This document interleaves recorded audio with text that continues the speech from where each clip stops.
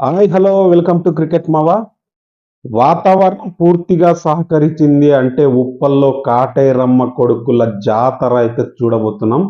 నిజంగా లాస్ట్ సీజన్తో పోలిస్తే present Hyderabad team ఉన్నటువంటి బ్యాటింగ్, అదేవిధంగా బ్యాటింగ్ ఆర్డర్లో ఉన్నటువంటి బ్యాటర్స్ అందరినీ తీసుకున్నా, వాళ్ళ అప్రోచ్ తీసుకున్నా నిజంగా కాటేరమ్మ కొడుకుల జాతర చూడొచ్చు అనే విధంగా వాళ్ళ టీం అయితే ఉంది. ఇద్దరు ఓపెనర్స్ అభిషేక్ శర్మ, అదేవిధంగా ట్రావిస్ హెడ్ ఇద్దరు కూడా శుభ్రంగా కొట్టేటటువంటి వీరాది వీరులు. ఎక్కడ తగ్గేది లేని అవ్వ అన్నట్టుగా కొడుతున్నారు. అలాంటి మరొక్క సీజన్ ని ఇక్కడ చూపించబోతున్నారు. అదేవిధంగా వాళ్ళకు తోడుగా ఇషాన్ కిషన్ ఫస్ట్ డౌన్ లో కానీ, లేదంటే ఓపెనింగ్ లో చేంజెస్ చేయకపోవచ్చు కానీ ఫస్ట్ డౌన్ లో తను వచ్చే అవకాశం ఉంది. ఆ తర్వాత వాళ్ళకు క్లాస్ అని ఉన్నాడు, అదేవిధంగా నితీష్ రెడ్డి ఉన్నాడు. వీళ్ళందరూ కూడా వీళ్ళకు తోడుగా పూర్తి స్థాయి లోయర్ ఆర్డర్ బ్యాటింగ్ లో కనుక కావాలి అనుకుంటే ప్యాట్ కమిన్స్ లాంటి ఆల్రౌండ్ ఒక వాళ్ళ కెప్టెన్ కూడా ఉన్నాడు. వీళ్ళందరూ కూడా వీళ్ళ బ్యాటింగ్ అప్రోచ్ చూస్తుంటే అసలు భయంకరంగా బీభత్సంగా ఉంది. వీళ్ళకి తోడుగా బౌలర్స్ కూడా మంచి బౌలర్స్ దొరికారు. షమీ రూపంలో ఒక సీనియర్ బౌలర్ వీళ్ళకి దొరకడం అనేది, అదేవిధంగా హర్షల్ పటేల్ లాంటి కాస్త స్లో బాల్స్, పిచ్ కాస్త స్లో అవుతుంది అన్నప్పుడు స్లో డెలివరీస్ తో, నకుల్ బాల్స్ తో ఇబ్బంది పెట్టే హర్షల్ పటేల్ ఉండడం, వీళ్ళకి అన్ని డిపార్ట్మెంట్ లో మంచి ఇక ఫుల్ ఫ్లెడ్జ్ గా సెట్ అయిపోయారని చెప్పొచ్చు.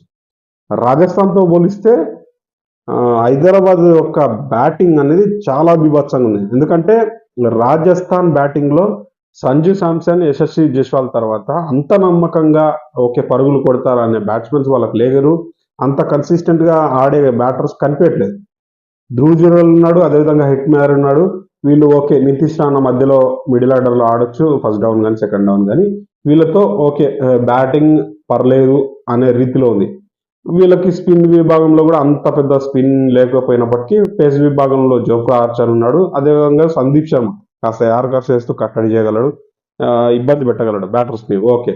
కానీ బ్యాటింగ్ విషయానికి వస్తే హైదరాబాద్ యొక్క బ్యాటింగ్ అప్రోచ్, అదేవిధంగా వాళ్ళ యొక్క ధనాధన అప్రోచ్ ఏదైతే ఉందో దానితో పోలిస్తే రాజస్థాన్ రాయల్స్ ఎంతవరకు నిలబడుతుంది, అదేవిధంగా ఎంతవరకు వాళ్ళకు కాంపిటీషన్ ఇస్తుంది అనేది నిజంగా హైదరాబాద్ బ్యాటింగ్ నిజంగా చాలా అద్భుతంగా ఉంది. మీరు అబ్జర్వ్ చేయండి, లాస్ట్ సీజన్ కంటే కూడా ఈ సీజన్ లో ఇంకా అద్భుతంగా కనిపిస్తుంది. ఎప్పుడైతే ఇషాన్ కిషన్ వాళ్ళ టీంలో యాడ్ అయిపోయాడో, ఆ యాడ్ అయిపోయిన తర్వాత హైదరాబాద్ అప్రోచ్ పూర్తి స్థాయిగా మారే విధంగా, ఎందుకంటే వాళ్ళు ఒకరు కాక ఒకరు హై స్పీడ్ లో ఆడుతుంటే ఇంకొకరు మనకు విరాట్ కోహ్లీ బెంగళూరుకి ఎలా ఉంటాడో అలా ఒకరు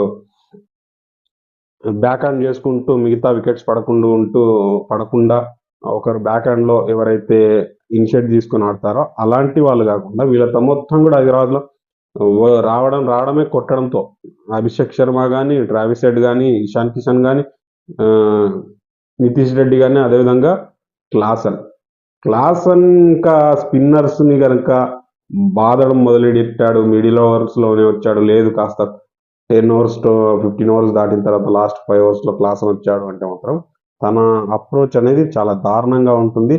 వీళ్ళకి పేస్ డిపార్ట్మెంట్ లో కూడా మహమ్మద్ షమి, ప్యాట్ కమిన్స్ ఇద్దరు కూడా ఈ ఒకరేమో అవసరమైనప్పుడు వికెట్ తీయగలరు, ఒకరేమో ఖచ్చితంగా ఆ ఫీల్డ్ రక్షన్స్ ఉన్నటువంటి 5 ఓవర్స్ ఏదైతే సర్కిల్ ఉంటుందో ఆ సర్కిల్లో వికెట్స్ తీయగలరు. లాస్ట్ ఛాంపియన్స్ ట్రోఫీలో కూడా తన ఫామ్ ని మళ్ళీ కంటిన్యూ చేస్తూ ఫామ్ లోకి వచ్చాడు గాయం తర్వాత. కాకపోతే ఎంతవరకు ఫిట్ గా ఉన్నారు అనేది కాస్త చూసుకోవాలి. కానీ స్పిన్ విభాగంలో వీళ్ళకి ఆడం జంప మినాయించి పెద్ద స్పిన్నర్స్ అయితే లేరు. అభిషేక్ శర్మ లాంటి వాళ్ళు పార్ట్ టైం స్పిన్ చేయొచ్చు, కానీ గొప్ప స్పిన్నర్స్ అయితే లేరని చెప్పొచ్చు. వీళ్ళకి మాత్రం పేస్ డిపార్ట్మెంట్ లో రాజస్థాన్ రాయల్స్ కి జోఫ్రా ఆర్చర్ రూపంలో మంచి బౌలర్ ఉన్నాడు. కానీ జోఫ్రా ఆర్చర్ ఎంతవరకు అంది వస్తాడు అనేది డౌట్. సందీప్ శర్మ అయితే కన్సిస్టెంట్ గా వాళ్ళకు వికెట్స్ ఇవ్వగలడు.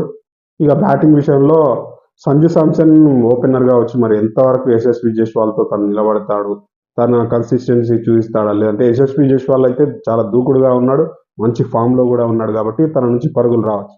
ధ్రువ్ జురెల్ లాంటి వాళ్ళు హిట్టింగ్ లో ఇంకాస్త ముందుకు అప్రోచ్ అయ్యి వాళ్ళు ఇంకా కాస్త గట్టిగా ఆడితే ఎలా ఉంటుంది అనేది చూపించాలి. ఎందుకంటే కీపర్ బ్యాట్స్మెన్ విషయంలో టీమిండియాలో T20s లో కానీ, వన్డే స్క్వాడ్స్ లో కానీ, టెస్ట్ స్క్వాడ్స్ లో కానీ చాలా కాంపిటీషన్ ఉంది కాబట్టి ధ్రువ్ జురెల్ మళ్ళీ టీమిండియాలోకి రావాలంటే ఇక్కడ ఖచ్చితంగా తను బిగ్ పర్ఫార్మెన్స్‌లు అయితే చేయాలి. ఎందుకంటే బ్యాటింగ్‌లో తనకు చాలా అవకాశాలు వస్తాయి కాబట్టి ఖచ్చితంగా భారీగా పర్ఫార్మెన్స్ అయితే వాళ్ళ నుంచి రావాలి. ఇక శ్రీలంక స్పిన్నర్ అయినటువంటి హసరంగ కాస్త ఆహ్, పరుగులు కొట్టగలడు. గూగ్లీస్‌తో ఇబ్బంది కూడా పెట్టగలడు కాబట్టి తను ఎంతవరకు అభిషేక్ శర్మని, ట్రావిస్ హెడ్‌ని అదేవిధంగా ఇషాన్ కిషన్‌ని వీళ్ళని స్ట్రగుల్ చేయగలడనేది చూడాలి. ఎందుకంటే మిడిల్ ఓవర్స్‌లో అశ్రంగ లాంటి స్పిన్ బౌలర్స్ ఖచ్చితంగా హైదరాబాద్ పిచ్ మీద ప్రభావం అయితే చూయిస్తారు. కానీ ఆ ప్రభావము ఈ కాటేరమ్మ కొడుకుల మీద పడుతుందా? లేదంటే వీళ్ళ మీద రివర్స్ పడుతుందా అనేది డౌట్‌ఫుల్‌గా ఉంది. మరి చూడాలి. స్పిన్నర్స్‌ని, ఫాస్ట్ బౌలర్స్‌ని అని గాకుండా అభిషేక్ శర్మ అదేవిధంగా ట్రావిస్ హెడ్ వాళ్ళ కొట్టే అప్రోచ్ ఏదైతే ఉంటుందో ఆ 300 మార్క్ పెడతారా? లేదంటే లాస్ట్ ఇయర్ లాగా 280, 274 ఈ స్కోర్‌లలో తీసుకెళ్తారా? 300 అనేది మొదటి మ్యాచ్‌లోనే స్కోర్ బోర్డ్ మీద పెడతారా చూడాలి. దీనికి వాతావరణం అయితే సహకరించాలి. ఎందుకంటే 40% రైన్ వచ్చే అవకాశం అయితే ఉంది అని అంటున్నారు. ఈ అవకాశం కాస్త పక్కకెళ్ళి ఎండ కాస్త బీభత్సంగా కొట్టింది అంటే మాత్రం ఆ తర్వాత కాటరమ్మ కొడుకులు కూడా బీభత్సంగా కొడతారు. దాంట్లో ఎలాంటి డౌట్ లేదని నాకైతే అనిపిస్తుంది. చూద్దాం ఈరోజు ఉప్పల్లో వీర విహారంగా ఊపేస్తారా? లేదంటే షేక్ చేసి